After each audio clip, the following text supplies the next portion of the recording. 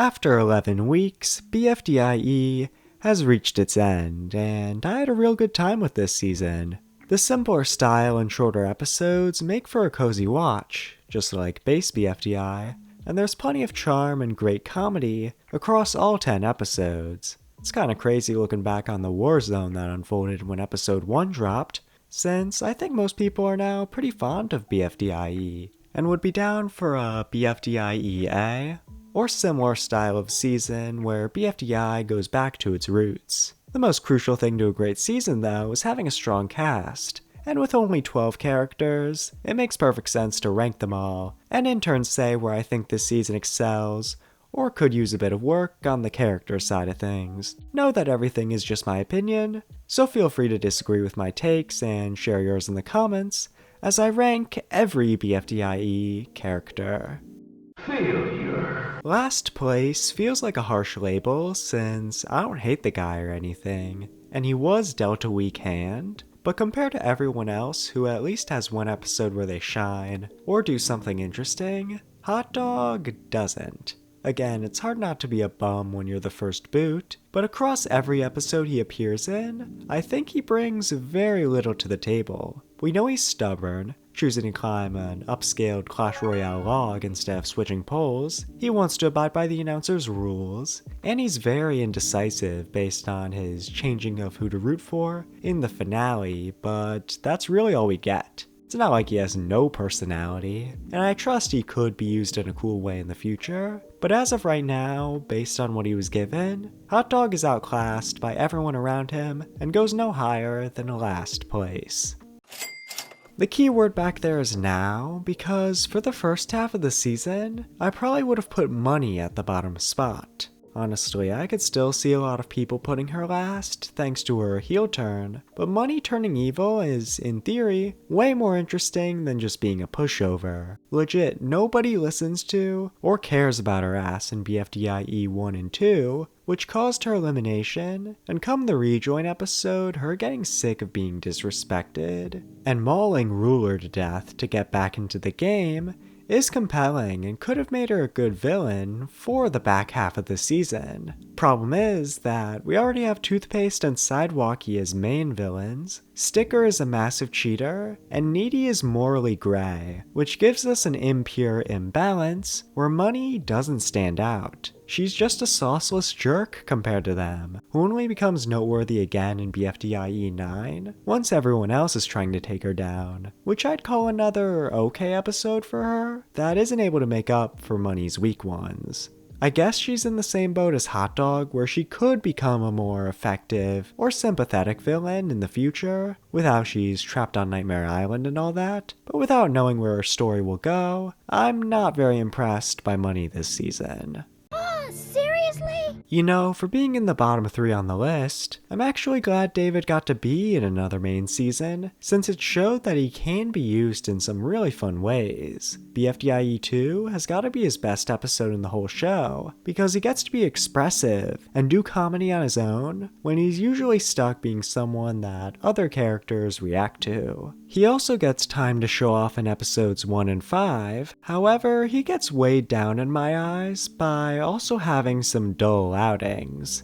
I mean, that is the joke in BFDIE 4, but in 3 and 6, he does barely anything, along with doing a lot of his typical other characters reacting to him humor. That's fine, but not winning him any funniest character of the year trophies. It is nice to see that he's gotten more appreciation thanks to this season though, given the final voting results and what y'all said under that community post I made, but as a charming yet simple joke character, I can't justify putting David any higher. To the beach. At the start of the season, I remember thinking that with how Sticker and Beach Ball were shown to be friends right away, that one of them would go far, while the other would be an early boot. And I ended up being totally wrong and leaning towards Beach Ball being the one to have a deeper run, since they definitely don't do that. IDK, maybe I was getting my wires crossed with how far they got in BFDI Mini Resort. But like with Hot Dog, I really don't feel that strongly about Beach Ball because of their early placement. But unlike Hot Dog, Beach Ball does bring something to the table in the form of good dynamics. Sticker's the obvious one, especially in episodes 2 and 6,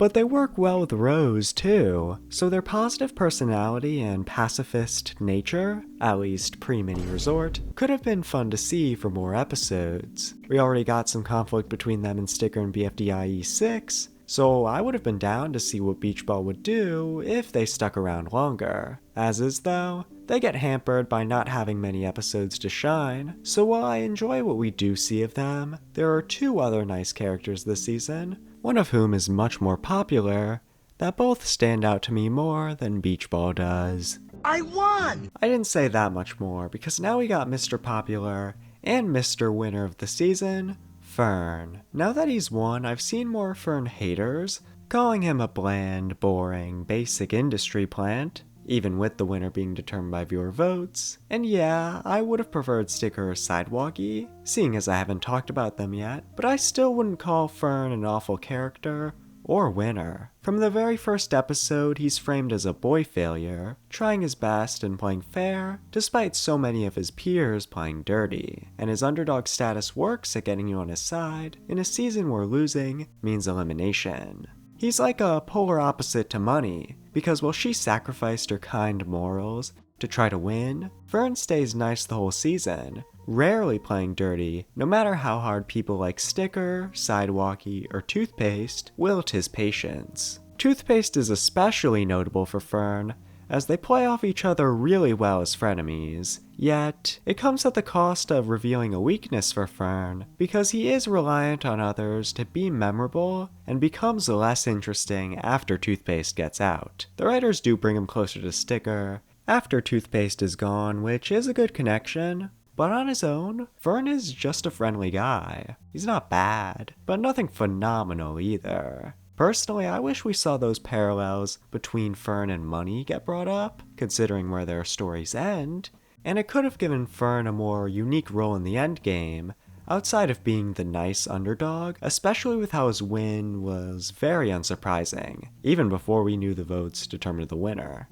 Regardless of what could have happened though, Fern is still okay in my book. However, that other nice character in this season does resonate with me a bit more, and this time they are for sure, totally, 100% Freel no cap guaranteed to not be next in the ranking. It's Jammy. Yeah, JK, Jamie's in 7th. I was actually pretty conflicted on where to rank her, and she shifted to 6th and 5th a couple times when I was writing this script, but after letting the season simmer, I'd say Jamie is my favorite of all the quote-unquote nice characters, yet she is in a similar wheelhouse to them. The biggest reason as to why I'd give Jamie the edge is that she works great as the comedic straight woman in a cast that has so many energetic or wild characters. From her interactions with Ruler, to her disapproval of the Cheaters Alliance, she has a level head with a pinch of meekness that makes her fun to watch in every episode she's in. Like, if you asked me if I'd rather have Beach Ball, Fern, or Jamie make it to the end, I'd pick Jamie because, despite not being the flashiest character, she's just a solid foil to everyone, and I find that her individual personality connects with me more than her nice competition. Maybe if she wasn't totally robbed in episode 5 and competed in more challenges, she could have held on to her higher position I was considering, but as is, Jamie is not too shabby. If we're judging these characters based on my first impression of them, then Toothpaste would have been much lower on the list. I was not messing with her in episode 1, and thought that beefing with Fern would be her only personality, but as she continued to swap friends and enemies on a dime, including and beyond Fern, I began to really enjoy Toothpaste and the fun, manic energy she brings to the season. Her joke may be repetitive, but because she always changes who the target of her wrath is, she gets a wide range of peeps to interact with. Like, her impact on the season is so strong that after she gets booted in BFDIE 7, she kinda sticks around in the form of Toothpaste Speaker Box, who shows up in the only 2 episodes she's completely absent in. Now, I do think that the final 6 was her time to go, because she can sometimes be tiring, and she's at her best when surrounded by more characters to have those unique interactions. But even so, I quite like Toothpaste, and wish she got more love as the episodes were coming out. Having the second lowest amount of viewer votes, despite competing for 7 episodes, is crazy. And I hope that, as time passes, more people will start to come around on liking toothpaste. Everybody, there's a new king in town. In a reverse situation to how I wasn't jiving with toothpaste at first, Ruler was definitely the guy I had the highest hopes for, based on episode 1. For one, he's voiced by Tom Ska, whose voice is just iconic, but I also liked his confidence and thought that making Jamie his henchman would lead to lots of good bits throughout the season. And while he totally has high points, I do think he ends up a tad underutilized. In episodes 2 and 3, he only gets to be a jerk to Jamie, which isn't very engaging compared to what was set up for him, but he's able to rebound thanks to being really funny in BFDIE 4, and hilarious when paired with toothpaste and trying to figure out Jamie's name in BFDIE 5. The most interesting episode for his character has gotta be 6 though, with how Ruler realizes that he genuinely cared about Jamie, before trying to gaslight money into replacing her, with that sad boy face that makes you fully realize that all of Ruler's aura is fake and cheaper than a scam you could find on Temu. It's a great way to recontextualize him, but him also getting eliminated this episode and not doing anything afterwards means that those whatever episodes for Ruler do hold him back. He may not be as high as my initial impression of him, but 5th place is still pretty damn good. Guess I'll be sticking around. To understand what makes Sticker such a fun character, we have to go back to that idea of consistency I talked about with Jamie. She's effective at always being a voice of reason, and Sticker has a similar strength of always being a well of humor, even when they're being an asshole. They start out having the Cheaters Alliance to work with, but after Beach Ball and Rose get out back to back, they're able to thrive off a bunch of good new dynamics with Jamie, Sidewalky, and Fern. Even on their own though, Sticker is just funny when they're being a menace, and their malice culminates into neat character growth, where in BFDIE 8, they start to feel bad about cheating and screwing over Fern, so they start to be a tad nicer with helping out and teaming up with Fern before the finale. I do wish the change stuck more in the finale, since they do switch up on Fern and are a bit of a prick, but hey, the stakes are high, and I do appreciate the arc, simple as it may be. Editing Cardi's son here, the alternate ending just dropped, and ignoring how the announcer canonically made TV use Gen AI to show the ending, I think Sticker wanting to celebrate with everyone, aside from Sidewalky, confirms that their meanness was mostly a raised stakes thing. It's weird that we gotta assume Sticker forgave Rose though, since they don't trap her despite wanting to in episode 9, but the ending isn't even canon, and even though it could have been, it's not, so it's not that big of a deal. That's about all I have on Sticker though. They place so high because of their comedy, and just barely miss out on the podium. Daisy! Okay, this is probably the hardest placement for me to justify, but I'm a huge fan of Rose. She has the same clout buff as Ruler, being voiced by Gooseworks, who does an amazing job selling this cool, sly, deadly, and devious diva. She may not do a ton in episode 1, and says nothing in the rejoin episode, but her characterization as unexpectedly ruthless in those remaining episodes is just so damn strong. She's in the Cheaters Alliance at first, but after not showing remorse after killing Beach Ball to win episode 3's challenge, she gets kicked out by Sticker and goes full scorched earth on they ass with that flamethrower in BFDIE 4. I would have loved to see her get farther, and given the friction she had with Sticker and everyone else in episode 4, I think she would have been a strong rejoiner who could have bloomed into a better antagonist or anti-hero than what Money ended up becoming. Now, if I was being as objective as possible, she should probably be hanging around where Fern and Jamie are, but compared to them, and honestly everyone aside from Ruler, I see Rose as having the most potential that went untapped. She may be hella carried by that potential, but this is my list after all. And to me, the idea of what Rose could have done polishes the already great things she does do, and it's able to earn her a bronze medal on my list. So now we just have 2 characters left, but before we get to them, let's take a look at who you guys said was your fave. I mentioned in the David section how I made a community post asking who you all like the most in BFDIE, and based on those comments, we get this graph. Pretty cool, right? And interesting because the 2 I have yet to rank are both pretty high up. So who ends up settling for silver? Well, Sidewalky is a character who, more than anyone else on this cast, reminds me of previous takes on the tough guy or bro archetype. At a glance, he might seem like a remaster of Season 1 Snowball, but I also see some bits of Eraser in how unbothered and laid back he can be, while still being quick to anger.